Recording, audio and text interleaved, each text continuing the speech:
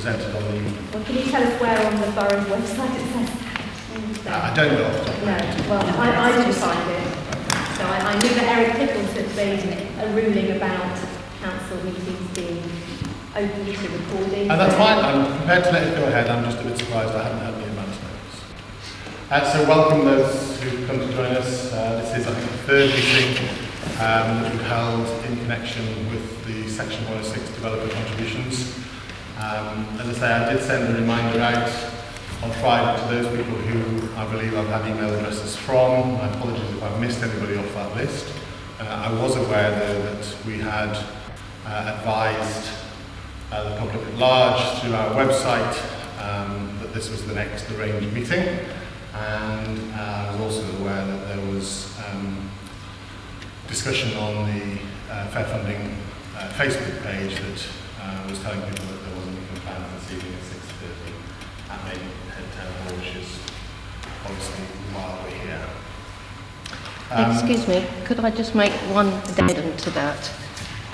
I found it through Twitter. I rang the council today to find out where this meeting was. It took some little while, although I actually rang directly to Miss Alexander's office to find out exactly where it was. I was told it was upstairs, as you know. I arrived, there was no notice downstairs to say that the meeting had been changed. Now, I don't think that the council has done a good job in either publicising the meeting or being helpful to ordinary... I'm not a member of the Fair Funding Group, I'm simply an ordinary concerned resident of Windsor and Maidenhead. I would also like to point out that there is nothing easily accessible whatsoever on the council's website about today's meeting. I spent 10 minutes trying to find something before I rang the council. You do not make it easy for anybody to find out anything. Okay, I'm sorry you feel that way. I thought there was a link on the front page. There certainly was previously. It wasn't today. You directly to the area of the website because we previously received feedback but it wasn't very easy to find. And so we did move it and we did provide it through the front main page. It's not there today. It may not be on the first bit of the front page, but if you scroll down, I think there is a link. I searched your website today. Take your comment. I'm happy to go away and look. It would appear that if that's the case, then someone has changed what was previously put in place. Splendid. Because the documents that we previously published, there was feedback that it wasn't easy to find, so we moved them to a more prominent place.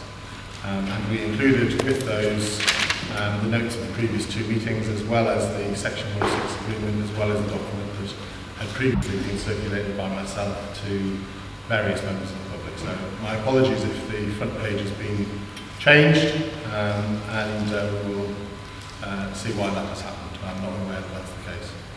David, I've just checked on the website, the link is there, and it also, the link does mention today's meeting.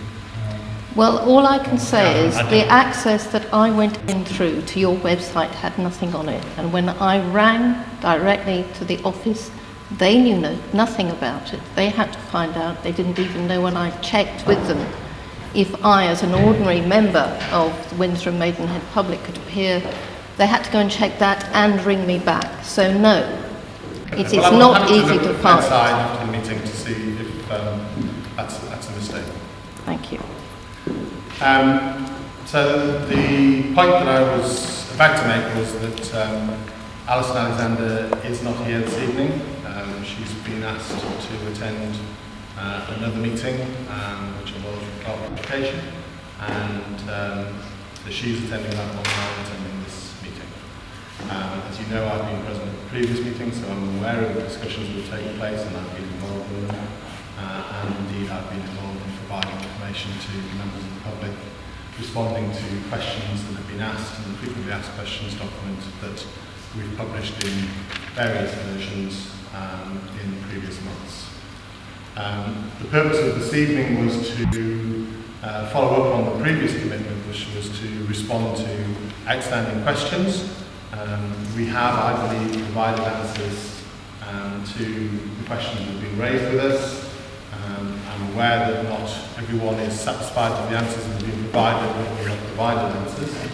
And therefore this evening is an opportunity for further fresh questions to be raised, or if indeed there are outstanding questions that you believe we haven't answered, for those to be raised, so that we can provide the answers either this evening, or I can go away and get information if between us we're not able to answer them. The panel that you have in front of you, Head of Education, David Scott, Ben Wright is the School Place Planning Officer and is also involved in the Education Section 106. Chris Hilton is the Director of Regeneration and Planning. Vicky is Planning Officer. Hilary is the Section 106 Officer, and Elizabeth Hambridge is from our comms team, who will be taking notes as she has done at the last meeting, so we can publish a set of notes from the meeting. So, I don't need to say anything more, but I'm happy to try and either answer questions myself or direct questions to the appropriate member of the panel. Can I just start? The fair funding. It would be really helpful for me, because I don't know everyone personally, and I do get emails and questions from various people, and it's quite nice to be able to put names and faces. If you're prepared to, please tell us who you are, so at least we've got an understanding of who's raising which questions. Okay, so my name is Beth Osborne. I have been liaising with the Fairer Funding group, who, as you know, are a group of people who met through Facebook with similar concerns about the Holyport College receipt of the Section 106 money.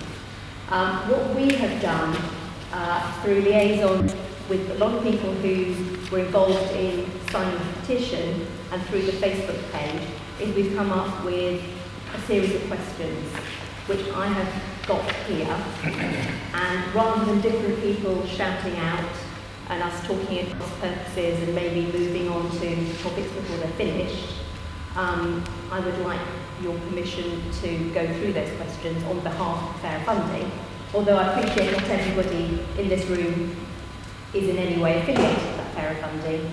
So I suppose what I'm asking for is a chunk of the meeting to go through those questions, and whether we do that after other people have raised their questions or before, I don't mind. That's fine. Thank you for that. I thought I had emailed you. I thought you said you hadn't had an email. I sent an email on Friday evening that was to the email address that I've had. So it hasn't. I used the email address that came to me previously, so I don't understand why that hasn't happened. So I did try to. You might. You have a number of questions. I'm happy to try and make sure we deal with those fully in the time we've got. You're right, there are people here who I don't think are connected or affiliated to the group. What I want to try and do is make sure we cover as much as we can in the time available. I would suggest that we hold your questions for a moment and let you check the level of additional questions there are from the rest of those who are present. And it may well be that you can say, actually, that's one of the questions I've got, or it's almost identical to the question. And if it's not, we'll try and answer that now, and then we'll move on to your questions after I've cleared the other questions from the floor, if that's all right. Yeah. What's our guillotine tonight in terms of time? Well, I think we said we would hold the meeting for an hour, so it's until 7:30, and I'm expecting to try and deal with the questions. So, there are other people present. If you wish to ask the question directly, I'm conscious I think there are a number of members of the press here to take notes. If you are able and willing, please tell us who you are, so that I personally at least am not just dealing with anonymous email addresses, which is how it often feels. If you can raise your hand if you've got a question, I'm happy to try and deal with it in a systematic way. If there are no questions, or it is a question that Beth says she's got on her list, then we'll do them in that order. That's all right. Okay, who else has questions that they wish to raise? There isn't it? Charles. Introduce myself, I'm Charles Hollingsworth, I'm a councillor. Up until the election, I was chairman of Children's Services over in Scriptley Panel, and subsequent to election, I'm now deputy chairman for a period of time. It relates back to the whole 106 issue for me, because it came to our panel, and it was agreed at the beginning of the year that only schools that have got outstanding would be Section 106 members. That's in the minutes of our meetings, and that has been overruled. without reference to the committee at all. Which, notwithstanding Holyport School, I think for us as a council and the way we run ourselves, it just seems to be poorly practiced when there's in the minutes of the open scrutiny panel. There's a set of criteria, and then they seem to go over without any reference back to us. It is on the agenda for tomorrow night for those who are interested in coming to the Children's Service open scrutiny panel, and there have been some updates to regulations, if I can put them that way, related to 106 million. 106 million is for Holyport School in the cost of reform, and you will know about this back in April 2014, and were rejected on grounds which I'm sure you're all familiar with. Essentially it was about to do with sports facilities, and because they wouldn't be open to the public at certain times, they wouldn't have enough access for the public, it was rejected. It seems to me that the amount of money and facilities that the money's been given for at the beginning of this year are exactly the same that the charter was rejected what came to the council in April 2014. I think we'd like to have a comment on that. I think probably we need to receive it. I will start by trying to respond. I think you've wrapped up three separate issues in your one set of questions. The first relates to the previous discussion at the January Children's Services Open Scrutiny Panel, which I believe was in connection with the report that was called in because it was changed in the December report that went to Cabinet in December, and it did change between the version that came to the scrutiny panel originally and the version that was considered by Cabinet. That was then called in by the panel to be reconsidered.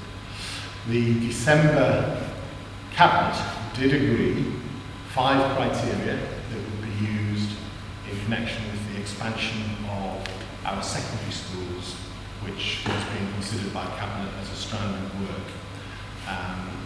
That was a separate issue to the use of Section 106 funds per se, and those 5 criteria have remained in place, and indeed there's a report going back to Cabinet this month, later this month, and as you say, it's been considered by Hilary and Scrutiny tomorrow evening, which relates to the secondary expansion. There was various issues being considered, and the follow-up report is going back later this month. My understanding is that the 5 criteria that were set and agreed by Cabinet was a development of the earlier criteria that have been talked about in the previous July Cabinet report, and it sought to help prioritise which schools might be expanded or prioritised for expansion.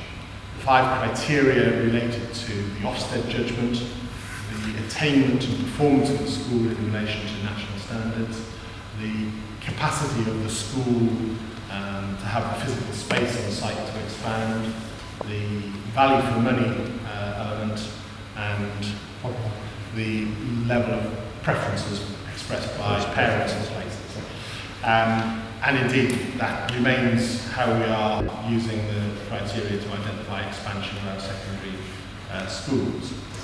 I do not believe that that has ever been the basis of how Section 106 allocations have been made previously. They have been done out with that criteria, because those criteria didn't previously exist. And so I don't believe we've got a direct contravention in relation to the use of those criteria for the allocation of Section 106s.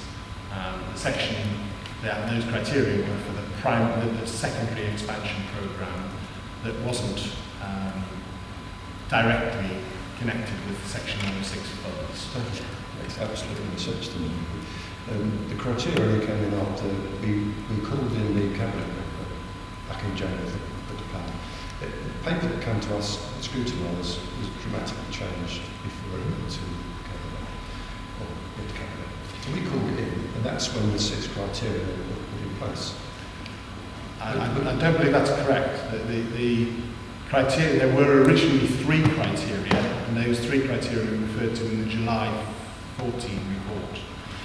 I think as a result of discussion certainly at the December Cabinet, and it may well be in a similar discussion at the overview and scrutiny panel when that December report was considered, developed those 3 criteria to the 5 criteria I've just described. I can't say, and I don't know whether Ben can recall specifically, whether the additional 2 were as a result of the debate at overview and scrutiny, but as I say, those criteria have never been used previously for the allocation of Section 106 funds. They haven't been used at all, have they? For the allocation of Section 106 funds, that's correct. So the criteria we had at our overview and scrutiny panel were worthless, really. No, because they were in connection with the secondary expansion programme. The criteria were specifically developed to enable the authority to decide which schools it should expand to meet the rising demand for secondary places. They weren't developed in relation to the Section 106 programme. No, we don't want to conflate the 2 things, but essentially the things that were agreed at the overview and scrutiny panel, not agreed, they really accepted, have been ignored. That's the point I'm making, really. I take the point in that the Section 1, the overview and scrutiny power doesn't have any decision-making powers, as you know. I know your point. I'm going to take it. So that was the first of your points, I think.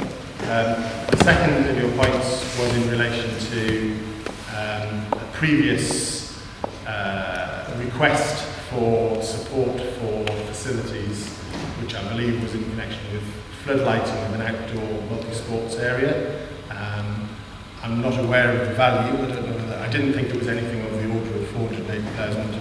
It was for a much smaller value, and the decision was concluded to that request for support that there wasn't sufficient public benefit, and that was for the wider recreational use rather than specific education places, which this Section 106 has been committed to providing additional admission number of places within the school, which over the full range of the school years will be 48 places. Am I right in thinking that that Section 106, the floodlights, is actually from sport and recreation? It was from the leisure department, not from the education department. It was from Holyport School. I believe it was the Holyport College site on their outdoor sports pitch area. Yeah. But I think we spent other sport and leisure Section 106 money on other schools. So for instance, I believe, I could be wrong, but Cox Green, I think, which may or may not be. Yeah, Cox Green charters, various schools around the borough have had additional leisure-related Section 106 contributions towards their community access facilities. Oh, well, that's good.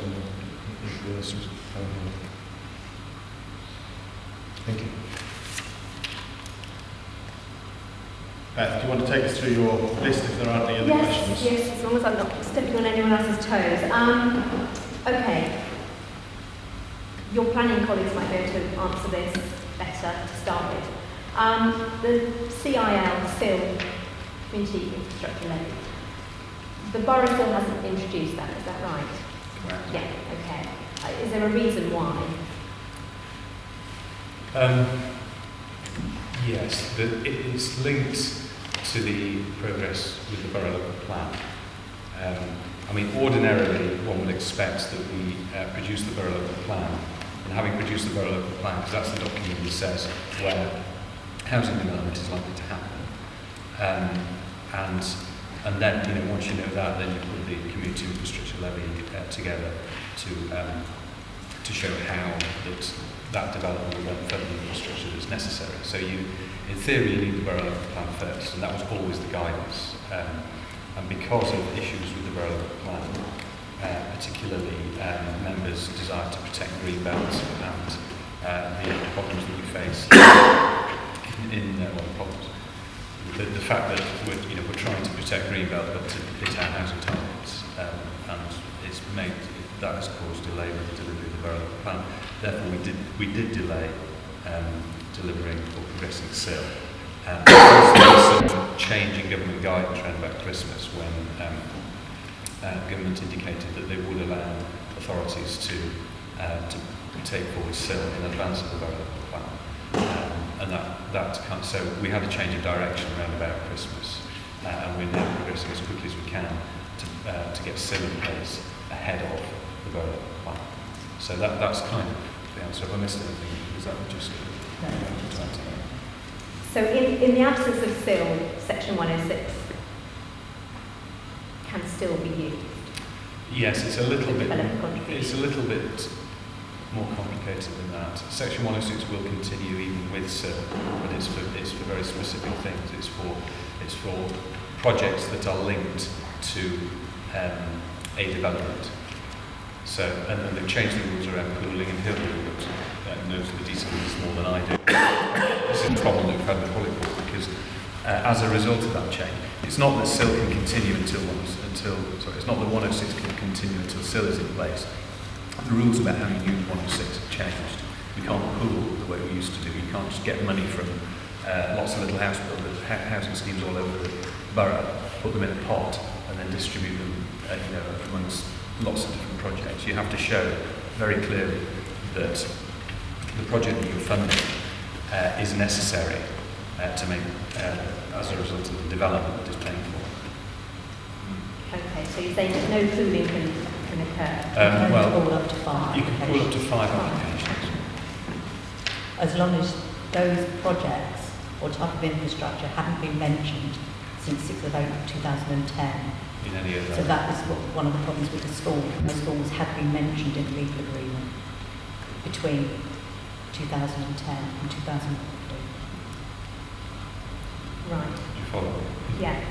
So was there a reason why the planning application for the Staffton Way development by Harrow Estates, was there a reason why it was then delayed until after the 6th of April of That was this year? just workload, and also we needed amended plans. The original form that the scheme came in wasn't considered acceptable, so we had to go back and get some amendments, and that pushed the programme forward. So it was amended plans and work. Right. We also knew it was going to have to be referred.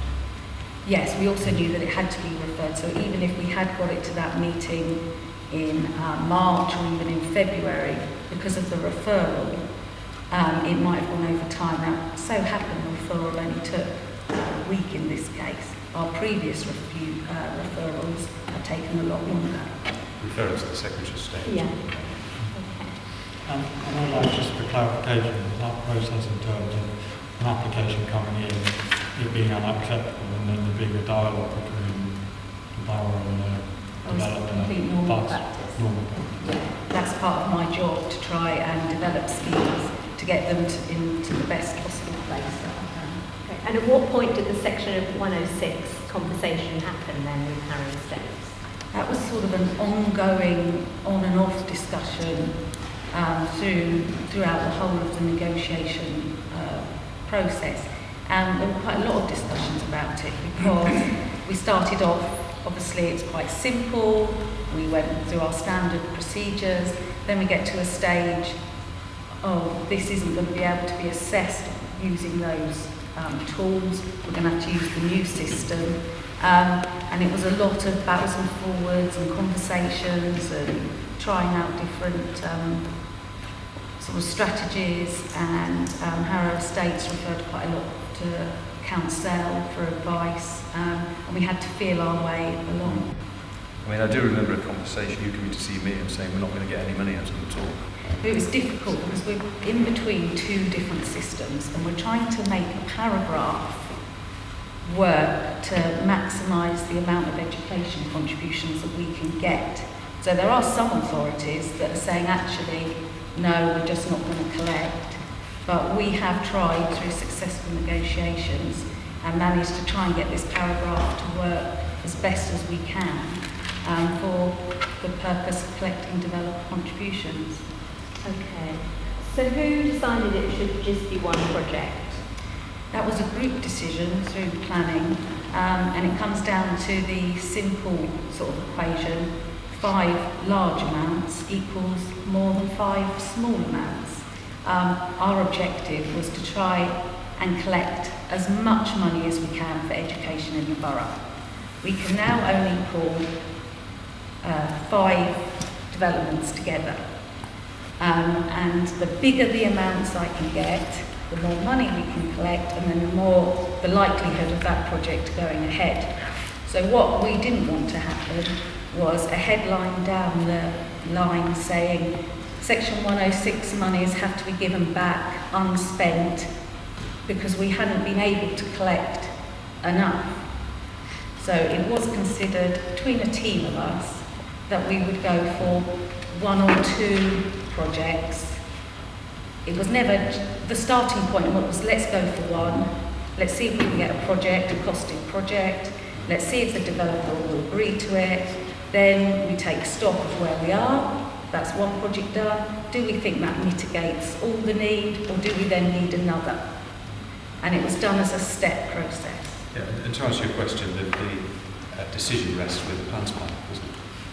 Yeah, Yes, we just make recommendations and the panel decided. Okay. The planning committee. Development control, and you ultimately decide on the planning application, and a condition of the planning application will be that there'll be Section 106 development contributions, and there'll be a condition of the planning. So you decided it'd be one amount, or 1 project, and you came up with an amount. Well, we decided let's see if we can get 1 project together. And that's where you'll see from the emails between Ben and myself, Ben at the beginning was kept trying to do it under like the old system and spread it between schools under the new regulations. And the fact as well, we have to remember that this application could have been called in by the Secretary of State, where we again would then be scrutinised on this. Under the new rules, to maximise our amount that we could collect and to minimise the risk of having to pay back, or for also during the scrutiny if the application did get called in, to minimise our chance of losing the contributions. That was the strategy that was considered appropriate. Okay. You have to bear in mind, working in an environment where we're dealing with a developer, one of the UK's leading house builders, who has a team of barristers trying to get out of paying anything at all. It's not, so we're negotiating in that environment. Did you have face-to-face meetings with them? I didn't, you were. Well, I did, but we didn't negotiate, Section 106 wasn't discussed at those meetings. We'd had actually more meetings prior to the application being submitted, because the main issue of this application was it's in the Greenbelt. And also it was being addressed as a site through our local plan. So there were quite a few meetings there, and then the meetings that we had face to face were discussing the main issues that I would deal with as a planner, as in the layout, the design, the car parking, the impact because of being next to the sewage works, affordable housing, all of those issues, which was, what I predominantly spent my time on, rather than the Section 106. I think a recent Freedom of Information request referred to the borough having had council opinion. Is that something that you would be happy to disclose to us? I think we might find out to check that council's opinion is normally privileged information. We went up and we had a meeting with council. This wasn't council information about this particular No. application. This was just the principle of how we could possibly negotiate Section 106s under this new scenario. So it gave us some sort of broad brush. And to be honest, that advice was just try to go for 1 bespoke project per application, that you can prove that direct link and you can prove the mitigation that that particular project is going to have for this application. I mean, it's quite hard, just as an aside, the last big informal hearing I did on Section 106, actually the appellant didn't think it was reasonable, and the inspector did come down and we didn't get any Section 106 on that. And we actually got awarded costs against the council because we'd been unreasonable to ask. So we have to abide by these guidelines. We can't just say, oh, to be fair, let's do it to all schools. Because if we got pulled up on that, then we'd lose the money. And did Harrow Estates have any input to the belief that the Holyport College was the best way to mitigate the development? Harrow Estates don't know the ins and outs of our schools and where they are, and I think the answer to your question is no. Yeah. They wouldn't have been involved in that part of the process. So they wouldn't know whether it was Desborough College or Cox Green or something like that. They just know they were making an education component to their development contributions that was going to go towards mitigating the impact of the development. I did have to go back. They wanted to know the school, and they wanted to know the project, and they wanted to know as much detail of the project. But they wouldn't have known, they wouldn't have been involved in the decision to say which school it No. was. They would have been. They would have been told, but not. They would have been checking that our case for asking for the money was strong enough. That's why we're asking for that detail. That wasn't what was said at the last council meeting, though, was it? That they, at the last council meeting, they specifically said at the meeting that they did have an involvement in the decision as to where the money would go. Didn't they say that we dictate it? I think that's what Mrs. Blake stood up and she said. But that would Harrow suggest Estate that they made a know more statement. about it than you were just alluding to then. I think before the agreement was entered into finally, they would be fully aware that it was Holyport College. My point is, they wouldn't have been directly involved in our decision to be putting forward that it was that particular college. That was a decision of the director and the lead member, as I understand, and I believe that's what was said previously. Can I ask a question about Harrow Estates while we're still discussing Harrow Estates? Their last set of accounts, they published an £8 million after-tax loss, and they got a negative net worth of about £4 million. At the last set of accounts in June 2014, they published, well, before tax, nearly a £10 million loss, and they got a negative net worth of about £4 million. And the parent company, Redrow Group, were only going to guarantee any debts they had for a year. And my question to you is, you're going to give the money to the school before you've got the money out of the company.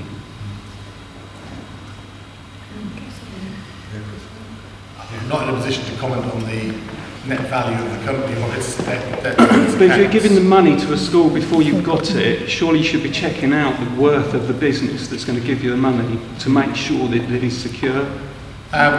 Certainly the arrangements historically have always been the borough has received and does receive the cash before it gives it out.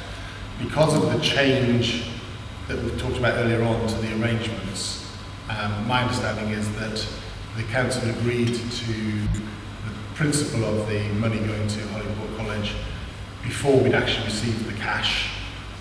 We have got a Section 106 agreement in place that was signed and approved, and the distribution of the cash will not happen until such times as we've got a scheme that we're happy is approved. That detail is still not agreed. That is slightly different, but that reflected the fact that there was a change in the way we were securing the Section 106 in relation to the seal process that you've heard about already. I think it's worth also pointing out that, Hilary, your team, you've obviously got a great role in compliance, which is ensuring that developers do abide by the rules of by the legal agreements that they've signed. But if they go bust, there's nothing for them to apply by, is there? In actual fact, the contribution requirement to pay stays with the title of the property. So if that estate is built out, each individual person would be responsible for paying that. Sorry, who do you mean by each individual person? So Section 106 runs with the land, doesn't necessarily run with the developer. Right. So if they went bust, there's still an asset there. Yeah. Nothing can be sold until we're paid. So even if it goes to the So you've got a preferential receiver, claim we against registered with that. land registry. In fact, we had a case recently where they went Right. bust. And we had an impasse because we were being told that they wouldn't pay us because we weren't high enough on the list of debtors, but they couldn't actually sell anything until they paid us. Yeah. So we have that protection. Could that take some years to become a thing, you know? Sometimes, but on the whole, our debt recovery is quite successful. Hilary's in charge. Can I just ask clarification? In the previous answer you mentioned a lead member and a director. Can we just have names of those people? Lead member for education, who's previously the member for children's services, is Councillor Philip Bignell, and the director of children's services is Alison Alexander, who's been at the last 2 meetings. And she has explained that to have said that it was her decision. Yeah, well, she said it's her alone. Your correspondence says it was she in consultation with the lead member, so it was still not entirely. Well, that is correct.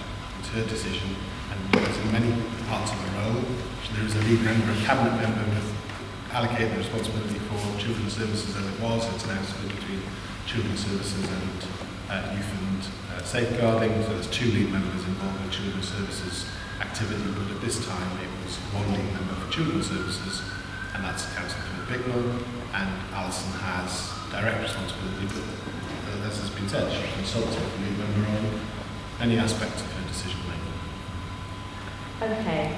I've seen a lot of emails between a lot of you through Freedom of Information. There's a lot between Ben and Vicky and Hilary, particularly in March of this year. From the 12th of March, which I think was a Thursday, when there was still a list of 5 or so schools with 5 or so projects and no mention of Holyport College, to 5:30 on the Friday the 13th of March, when Alison Alexander emails the head teacher at Holyport College, Councillor Dudley, using his Councillor Dudley email address, and Sue Dudley, governor, founder, trustee, wife, telling them that the 418,000 is probably coming their way. I just wondered what your recall, all of you who were involved in that, was of those few hours, really. Well, my recollection is pretty much agreed by the deed as we set out in our document, and essentially what happened was, as the Education Section 106 responsible officer, I had been considering what schemes we wanted to put forward for the Section 106. And at this stage, I was still under the impression that we could do more than one scheme, which is why we listed several schemes. I think we did list Holyport College as a possible school, but we hadn't identified a specific scheme. On the morning of the 12th, I had a meeting with Alison, went through it. She then went away and had a discussion, whatever discussion she had, consultation with Councillor Bignell, and agreed that Holyport College should be the prioritised school.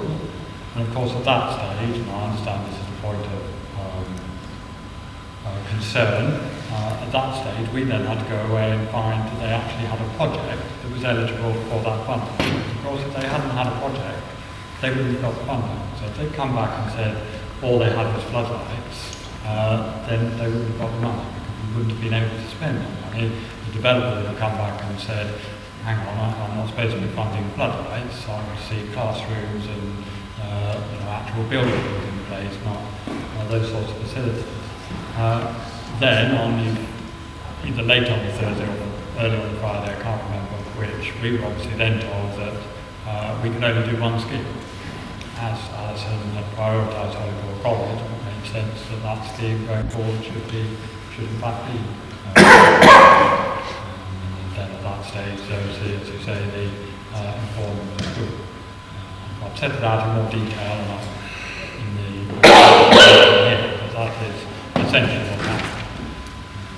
Was there not already a fully costed scheme on the table from First Plat for science labs refurbishment? Not fully costed. We were aware, because obviously we've been talking with all of these schools as part of our secondary expansion programme. I had a discussion with Gossan, Piper, First Plat, and indeed for the other schools, all the other schools, what scheme do you think we could fund using this money? She came up with science labs. We estimated the cost. I think we said it was a few £100,000, and it wasn't a costly scheme. And that's not unusual because if you think about how we get Section 106, certainly in the past we get it all the time. In Gibson jobs we don't know where we're going to get it. We get different sums of different sizes. We would need to have hundreds of costed schemes to be able to do it in that way. So what we do is we say, well actually this is an eligible scheme, and then you go away and you work out how much it's going to cost afterwards rather than before. And that's the most cost efficient way to do it, because the feasibility study for a couple of science labs is going to be £7,000 to tens of thousands of pounds to do it. Okay, so I know last time we had a meeting, there was quite a long discussion about asset management plans and the fact that academies aren't required. And Alison Alexander said, well, if the academies want to be considered, they should let us have them, even though they're not required. Schools should all have an asset management plan. Obviously, they are most academies for a start are leasing their sites from us, they're building their land from us. At the end of that 125 years, they're technically supposed to provide us back with everything that we provided them in the first place. So it's in our interest that we get asset management plans from them. It's in their interest that they can then use our asset management plans to develop their provision. And every single head teacher I've ever spoken to always has an idea of what their accommodation needs are. We might not agree with some of them, we might not fund other bits, but they will always say, well, our priority is this. And of course, you might then get a new head teacher come in and they'll have a different priority. But head teachers tend to have a very strong idea of what it is that they want to happen. And through that, we usually know what we want. Now, unfortunately, we do ask the schools for asset management plans regularly. Unfortunately, they don't always respond. I think it's not unusual for schools to ignore the local authority in this sort of area, and so we don't get an asset management plan from every school every year. No denying that, but we do, on top of asking those asset management plans, have conversations with schools. I think the key point here is that we have been having quite detailed conversations with the secondary schools about how they would expand, what sort of provision they want in place if they were to take 30 or 60 additional people. I'm not saying they are at the level of a costed project, but we have a rough idea. That's our job. My boss's job in particular is to have an overview of the schools, what accommodation they would need, what their condition is, and so on and so forth. So, we're not in a vacuum, but I accept that we haven't got the most up-to-date asset management plans from all schools. On Holyport College award then, of the Section 106 money of £480,000, are you certain that it will be used for the purpose specified? Or is it actually... You won't pay the money unless it is. Is it not really just trying to solve some initial build issues though, that Holyport College got? We will only pay, and the school have confirmed, the money to reflect an increase in the number of pupils admitted in the year groups as we've described previously, and it is a condition of that payment that the facilities will be modified to enable additional school places and the admission of an increase for the school. Okay. So I don't know, sorry, somebody said something. I was just going to add, I had a look earlier in the year at the guidelines, and people have mentioned the building bulletins, which is the Bible, as it were, for school accommodation. I had a look at the kitchen facilities and what they say about how many pupils, how much space you should have. And they've currently got, if you include absolutely everything, 75 metre square kitchen. But the guidance gives you a range, so that's absolute. The minimum for 548 pupils would be 73.84 metres squared, the absolute minimum. The maximum is 99.8 metres squared. So you can see that for the number of pupils they are now asking to take, the the kitchen is right at the bottom end of the range. And it also has to be remembered that it is the old kitchen. It's the old kitchen for what was Manor Green School. Holyport Manor. Holyport, yes, special school. And it's not particularly, I don't think, well laid out. So they've identified that as a major crunch area in their school, which is preventing them taking additional pupils, or making it harder for them to operate efficiently with those that greater number of pupils. And that would be the same at any other school that we, if we were asking them to expand, and they would say, well, our pressure point is science labs or kitchen. So we work with them to adjust. Are you saying then that even the current space in the kitchen, legally... No, it is compliant, it's just at the lower end of the range is what Ben's saying. So it's... Because there's only 500 pupils in the school. And no, but you said for 500. But for 548, you can work out using the building bullet and the square area, the building that the space that they've got in their kitchen is just at the bottom end of the spectrum that you would expect. But it is adequate. But for 500, it would, yes. It is adequate according to the guidelines set down by the present Conservative government. At the absolute minimum. It is within the guidelines set down by the present government. No. Thank you. Yes, no answer. But the point is that they are saying that they cannot operate with the extra numbers of our kitchen. And that's the decision that they're making. And every school will do that. All of our schools will tell you that they are short of accommodation in one area or another, and we will be able to say to them, well, actually, you're well within the guidelines. Well, are you aware that the deputy head at Holyport College has gone on YouTube, 1st September if you want to watch it, where he walks around the school and he says that the changing rooms are cosy. Cosy. Yeah. And that's my over understanding 122 of the people. school, it may not be up to date because this was before the summer holiday, that in terms of the changing rooms, they are anticipating having to use a classroom for changing rooms until such time. But is that not a problem with the build? That's not because a they're need not for Section 106 money to expand a popular and marvellous school. That's a problem initially with the build, and it's a in a way the borough is helping them out of that with money that could be used elsewhere and made it's a problem better that's effect. being made worse by taking additional pupils. No, And because that's it's not the thing full at that the pays. moment. That's what we've always done with Section 106. We've never been With able all to due use respect, Section 106. sir, it's not full at the moment, and they're still using a classroom this term for boys to changing because the changing space is not adequate. So actually, you are funding a provision which was actually due to bad planning of a school. It's not for us to comment on the appropriateness or otherwise of the scheme that was developed by Holyport College in agreement with the education building. We have been clear from the outset that the additional funding we've allocated to them is to enable them to take more children, and that remains the case. So can you clarify if that's the case, and the maximum number that would be used in the changing room at any one particular point is 8 for boys, 4 girls. The maximum that they will be doing, expanding, is 4 students who want a better bed. There's no specific guidance in relation to changing rooms. I don't There understand is. your question. Say it again. The building government. There's no specific guidance for... It's under Sports England, if you look at Sports England rules, it passes... That's not the building bulletin, that's entirely different. But the building bulletin says good guidance practice relates to Sports England rules. I'll talk to my boss about that particular I'm still not sure I understand your question.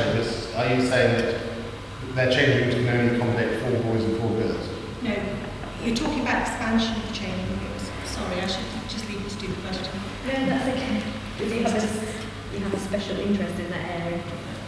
I think I understand what you mean. You mean that Holyport College are likely to use this money to expand quite a lot further for 8 pupils. For the 40, so you've got a school that's expanded by 48. Fine, we don't have a problem with that.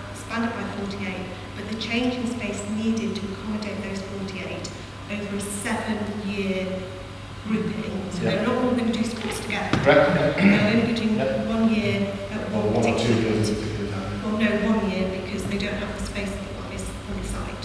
1 year, so that's 4 pupils per year in year 7. And 4 extra. 4 extra. And 8 in year 9, I believe. Yeah. So 8.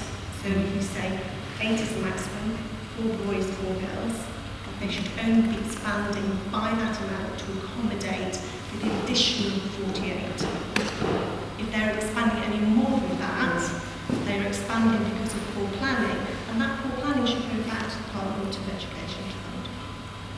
I can't remember the last one. What we've agreed is an agreement to increase the capacity of the school for which we're giving section 106. I think it's important to remember that, of course, when you expand any school, you can't expand every single bit of the school for the extra children need here. What you do is you find a bit of the school that is particularly poor, and you expand that. So you don't decide that every undersized classroom has to have an extra 10 metres square. You say, right, let's have 2 extra classrooms. So expand every toilet that's undersized. You don't expand every kitchen or every library. What you do is, the only way you could do that would be by demolishing the school and starting again. Holyport College have already done it. So this is always how it has been for Section 106. There's always been this tension between a deliverable project and something that actually addresses everything in the school. I think it's do a deliverable. Well, it's just worth making the point that if that argument is right, if you're right in what you're saying, then the winner is not this council and it isn't the other schools in the borough, it's Harrow and Redrow. If you're right, then you've won the money back to Harrow and Redrow. Full stop. Oh no, you've done a bad planning. We've done what, sorry? You've negotiated poorly. No, we've secured the money from Harrow and Redrow and spent it. I'm not saying, if you're right. What you're debating is whether Redrow should have paid as much as they paid. I don't think it's fair to come back at her in that. Sorry, well, maybe I'm apologising for my language. No, but I think her point is very valid. And for you to come back at her with such a negative response, I think is really quite bad. We're not arguing with you about the fact that you've got this money. We're very pleased you've got this money. Our issue is why the borough chose to give that money to one specific school. And that's what we're asking. So I think that's a really unfair point. All right, I take that point and I apologise if I've been It's too fine, rude, but my point was, we negotiated this amount of money under a lot of pressure, as I've said before, trying to paint a picture of us negotiating with a developer that has some very highly paid barristers trying to get out of paying. And the point I was making is simply that if we have got too much money out of Redrow for Holyport, then we've got too much money out of Redrow for Holyport. We haven't taken any money from, the mechanism doesn't allow us to take, if there's £100,000 too much gone to Holyport, it isn't that money can come elsewhere. Well, I think it is. I think that's the whole point of fairer funding. It's about, yes, you've got Section 106 money, and we are still unhappy about the scrutiny that was brought to the decision making, partly because of the vested interests of certain key councillors, and partly because we still don't understand why the Holyport College project was deemed to be the best of all the others that were there, when there were clearly other projects on the starting blocks as well, but they seem to, in one or 2 days in March, to have been overlooked. I think the answer to that is simply that Holyport College had a scheme which was directly linked to them taking an extra 48 children in September. Whereas the first PLAT scheme, the cost green scheme, they weren't linked to a specific increase in pupils. Holyport College has said they wanted to take extra pupils. I think they didn't have to, places didn't have to start this September, did they, sir? They could, the agreement, West 106 agreement is lasting for 10 years, I understand. So actually, it didn't actually need to happen this September. That was a decision made by the ether of this building. It could have been said, we want the money, we want it for first class senior, we want to expand first class senior. We're aware now that that could have happened because it didn't need to meet the 5 criteria that this gentleman was talking about earlier. So the whole lot could have gone to first class to expand by 60 places, and it could have been done and costed later on down the line. We need to come back at that because one of the things that we have to assess in planning is that we have to say that this project is necessary in order to make the proposal acceptable. Now, the further away the project is in time, can you say that that then is directly needed as a result of this development, or does it take, it doesn't take 10 years, they're not all babies when they come in and it takes them a while to go into school age or something. So if I had... But you were going to fill at Holyport College anyway, so actually those places you could argue the other way round. Mm-hmm. Was there any other school that could have taken capacity for more children in September now? Any other school in the borough, secondary school, that could have taken 48 extra students? Yes. I mean, other schools potentially could have done, but we didn't have a proposal. And when they closed to Stafford Way, I don't know the answer to that geographically, question. well, they probably were, because I think 4 of them are. Yeah. There was a lady at the back with her hand up. I'm sorry, I didn't get to you. Holyport College, how long has it been going? It opened to students in September 14. They always knew that they were going to be expected to take more children as First Plough, as Cox Green, Newlands, Desborough. They all know that they have to expect more pupils a year on year. No, they opened as a school to accommodate 500 pupils, and they came forward with a proposal that said they could take an additional 48 pupils. So why are they different to every other school where they can elect to choose people, other schools have to? And why did Holyport College choose to move in, knowing the property wasn't as nicely planned as they liked? Well, and I can't answer that question on their behalf. They developed the site, they entered into the funding agreement, and the governors and the school decided the size that they would aim to build the school for, and they sought a funding agreement from the Education Funding Agency for that. I don't think I can answer your question. Yes. Rachel Cook. I'd like just to go back a little bit to the decision-making process, because I've seen your email, Ben, which lists a number of schools in the proposals. The secondary schools that were listed for First Plough. I haven't got I didn't print out the email, unfortunately. First Plough, Newlands, Cox Green, and Desborough, and those projects did state enlargement of classrooms. And we've heard that First Plough have since been given money for an expansion of the science lab, and Holyport College was chosen before all of those projects. I look at the council's meetings and documents and proposals every now and then, and I normally expect to see a decision which you can understand and which is written down, and as to why those decisions are taken with regards perhaps to weighting. You say, well, as Councillor Collingwood said, you have a number of criteria that you apply to each school fairly, and you come out with the top one.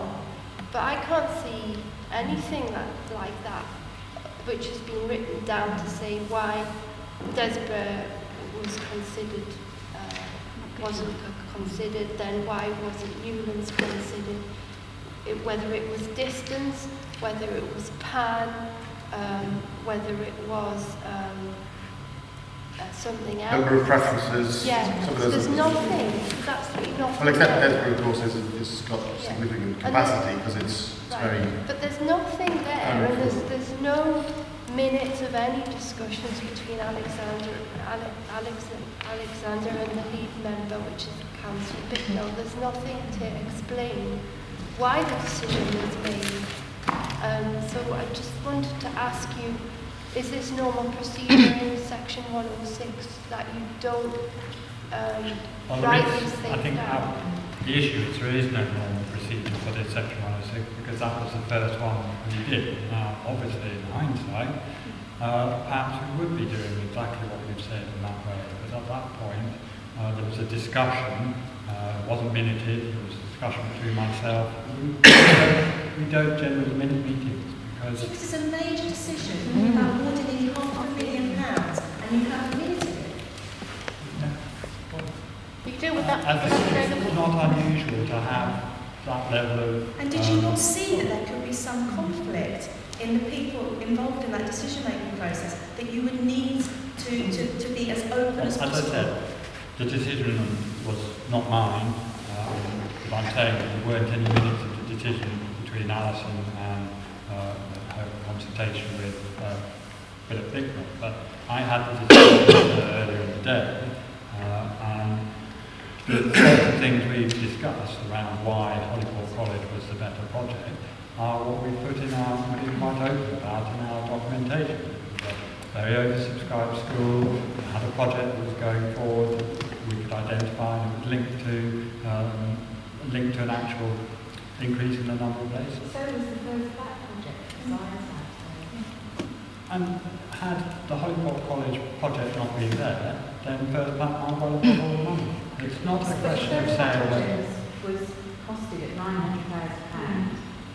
So if you were seeking the biggest amount of money for the borough, why did you not choose the project that we've got the £900,000? Because that would have probably been too much money, they wouldn't have agreed. It was to half what they would expect to pay under their section 106. Yes, and through my negotiations, Harrow had very much laid out, if this comes in almost the same as what you would have got under the old regime, we're not likely to agree to that.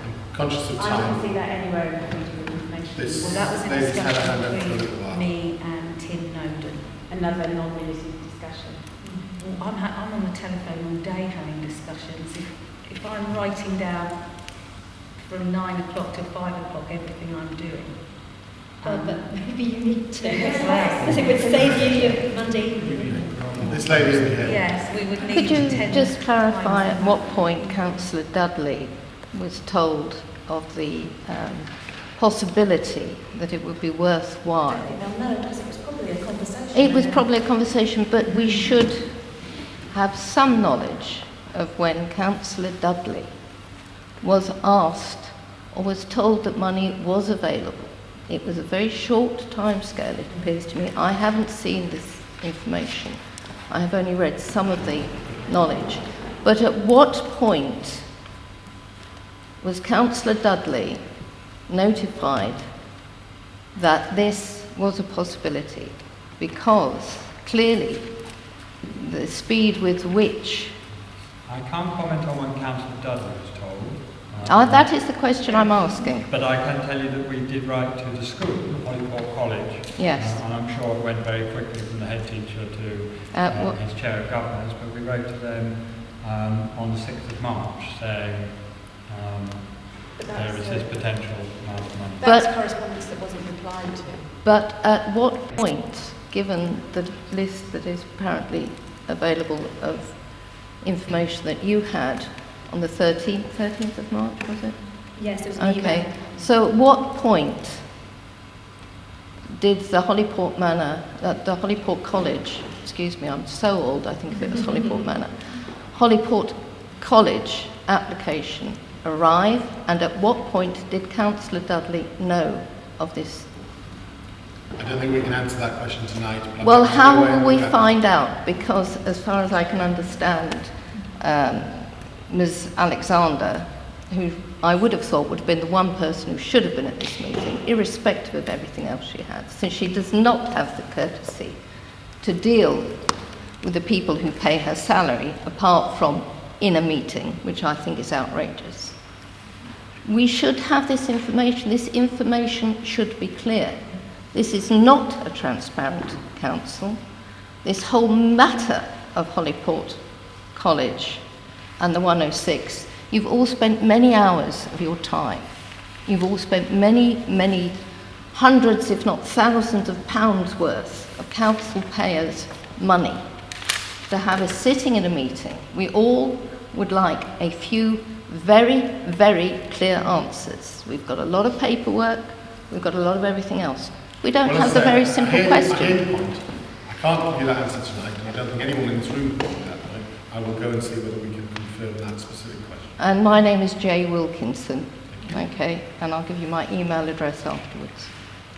Before you close, can I just ask one question? On the 6th of March, you contacted Holyport College for a project. That's right, isn't it? Why did you not contact First Mat, Fox Green, Newlands, Desborough, Holywood for similar projects? Bearing in mind, I know you didn't, but I know Fox Green would have done the project. It's true that we perhaps should have contacted the other schools. We know that, we've been clear about that, and we didn't. We didn't immediately, but we were then asked by Alison to include all of them, maybe secondary, in the projects that she then had to consider. And the projects that went to Alison were generic enough for those schools to have covered a wide range of projects. Does it make sense to really explain it?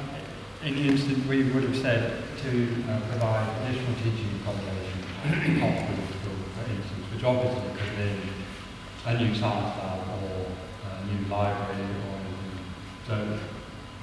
So, Excuse me, did you ask for a fully costed project on the 6th of March? We didn't put costed projects. You did or you didn't? We didn't. We didn't. Right, so your argument that Holyport College was the only one that could give you a fully costed project... They didn't give us a fully costed project. Nobody gave us a fully costed project. And you asked for that? We did not ask for a fully costed project. So why did you not ask for it? For the reason I explained earlier, we didn't ask for a fully costed project for any school because it's impossible. But you can't use the same argument both times round. You're saying that earlier in the discussion, hopefully somebody has record of this, you said that the only reason that Holyport College could have the money was because it was the only fully costed project. I don't think we said a fully costed project. You did. Well, I don't believe we did. If I did, I misspoke. Well, would you like just to double check when you look at your notes, and perhaps this will also help? It was the only scheme that gave us specifically additional places. That is an increase in the PAN. That is not what you said earlier. I mean, that is part of what you said earlier, but that was not the reason that you gave for why. In which case I spoke. But certainly the reason Holyport College was chosen was because they had a scheme that enabled them to provide 48 extra places. Now, it wasn't a costed scheme. None of them were costed. It's not realistic to expect a school to come forward with a costed scheme. So, when you wrote to them on the 6th of March, did you say to the other schools, we are looking for somewhere that will give us additional places? I can't remember without reading the letter. Because clearly, unless you actually told them the criteria by which you were going to choose the project, you could not expect them to come back with anything other than that which you had had from people before. I'm fairly certain we were clear about that it had to be a Section 106 compliant project which would provide additional places. So we go back to, is the 106 at that point the same 106? In other words, you're saying earlier that you were needing to have new ideas for 106. It's a new criteria, am I right? It's a new arrangement. Needed a specific project. Needed a specific project. So when you went to them on the 6th of March, were you looking for the new version of 106 or the old version? Just the new version. The new version. Were they clear on exactly what you needed? Well, you weren't there because you were looking at multiple projects on the 6th of March. Oh, sorry. Yes. So on the 6th of March, we were asking schools for their projects that we would then consider. I think what you were asking was very woolly, given that you were now saying you had to have very specific criteria. That's not, no, you're misunderstanding, I'm afraid, because, as I said earlier, if Holyport College scheme, for whatever reason, had not been deliverable or whatever, or they'd not come forward with it, than the first plat scheme or one of the others, while they've got the funding. And the difference is the Holyport College scheme was linked to providing additional numbers of places in Year 7 and Year 9 this September. We didn't ask for that necessarily, we simply asked for additional places, schemes that would allow the school to increase its capacity.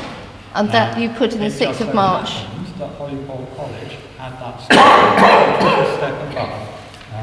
But did you put that? I may sound very frustrated. I'm just trying to understand what it was you put in the email in the 6th of March. Find that out without any difficulty, but I'm sure it works. I'm very conscious of time, and I said we'd go on for an hour. We're now at an hour and a quarter. Apologies. I'll take one last question. Right, Rachel. Thank you. I'd like to ask you about the scrutiny process of these decisions. You mentioned decisions being called in by the scrutiny panel. Is that for the scrutiny panel to decide, or is there an automatic limit of the monetary? The former chairman of the scrutiny panel is here, so you may well want to add to what I want to say. The overview and scrutiny panels are generally there to consider the decisions that either Cabinet are going to take or have taken. So this decision wasn't a Cabinet decision, it was an officer decision, direct decision. And so the process for calling that decision in is something that could be done after the event if the panel were minded to do so, and the panel will need to decide whether that is something that they would wish to consider or not. I think the decision has already been challenged through full council. As you'll be aware, there was a petition signed by a considerable number of residents and others, and that has therefore been re-examined, and the decision to award the money to Holyport College has been reconsidered at council.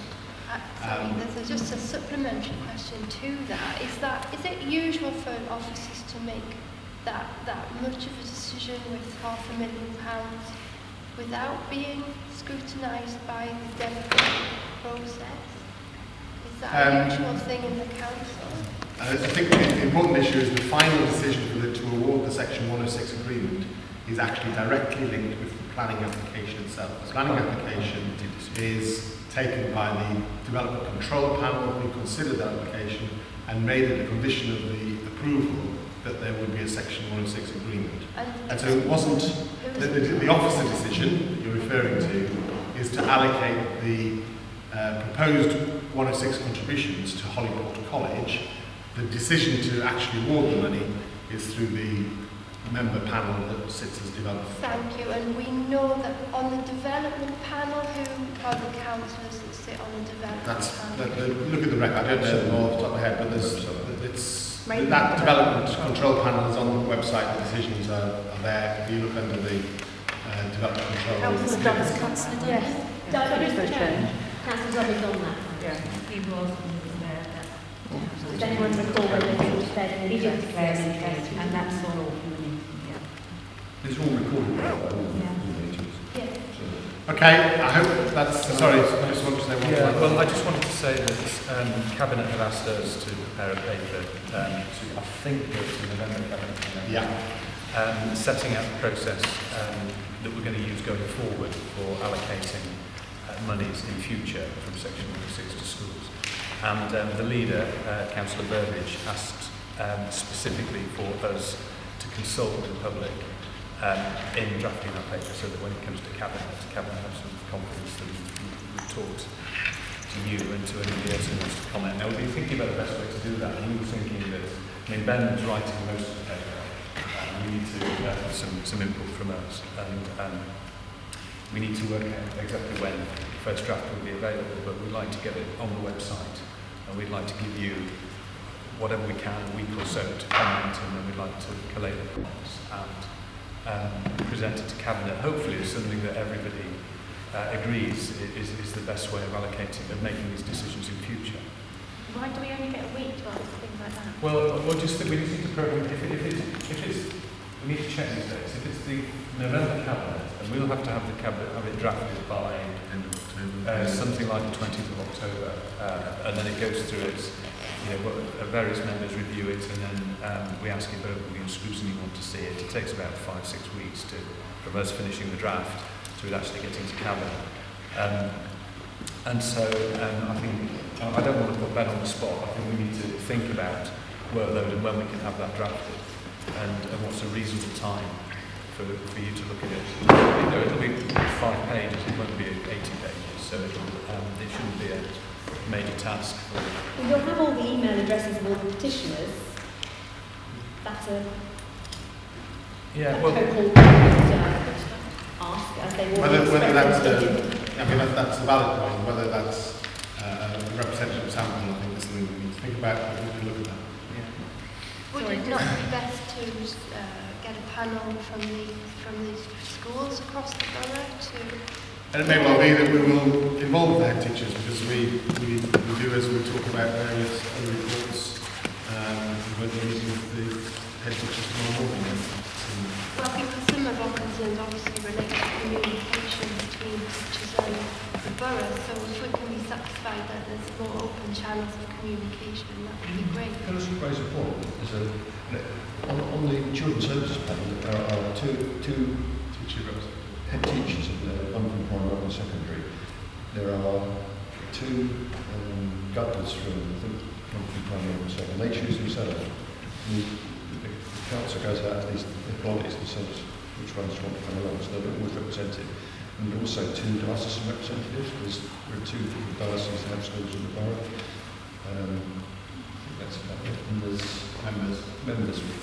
So the panel itself is composed of members and the laity from around the police. And if you look at some of the military, find that they make their contributions. Okay, with that, I would close. Mr. Scott, can I just say, we anticipated we wouldn't get through all our questions, so we have prepared a letter within that envelope there, with the questions we addressed today and some further ones. I'm happy to look at these. I think I can speak for people from Fair Funding to say that we really have come to the end of the road with these meetings of an evening. We've all got lives. What we would like very much is to ask Miss Alexander and her team to write to us, because... Well, you've given me a letter. Yes. I'm happy to discuss that. Yeah, so what we want is a written response, please, because I think the general view is that these meetings are not effective use of time, public time or office time. Okay, I'm sorry you feel that way. That's not the intention of it at all.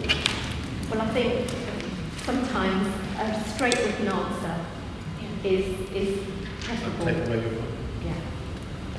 I've personally written letters. I've not even had acknowledged or, I know you have communication saying that you're having meetings and they've hand out to Fair Funding. I feel that you're abrogating your responsibility to Fair Funding. I'm sorry, I don't know your name, so I don't know whether I think I've written to you. I believe I have written to you, so You've written to me. I haven't had a response to my subsequent questions or the questions of the planning department, and I haven't been invited to any of the meetings. Okay. So you've asked questions of the planning department, haven't you? I have been invited, yeah. Okay. To who? No, but it was sent by post because I couldn't find the email address that would be someone. It's clearly been picked up because I think at some point there was one response in David's response that seemed to comment on something that I had said. Although clearly somebody else put that. Well, I'll see if we lost, there's a letter that we've lost. But I don't think it's a point of principle you're replying to people, so I think anyone who's written to you in the last 6 weeks won't have, you won't even reply to them saying we're not giving you a reply, you're just ignoring the correspondence. I think anything that's gone to Alison Alexander for about the last 2 months has not been responded to, other than by your informative email packs from Mrs. Scotton and Ben. But it's disappointing because I think it's the least we can expect really is written responses to specific questions. I know it takes time. You to have my email address if you want to email it. Well, but I've been told not to deal with queries, so what? Well, if you didn't receive an email on Friday late afternoon and you would like to receive an email, please come and tell me now. I have the list of those people I sent it to, which was the one I was able to pull together from the inbox of all those people who I referred to. I think, Joe, I must apologise, I've missed you off that list. I have corresponded with you, I know, but you're not on my list, so my apologies. It was a follow-up, though, because we were aware that it was being published in a Facebook group anyway, so it was kind of trying to respond to the previous criticism that we were given for not telling people that everything was going on by email. Thank you for coming.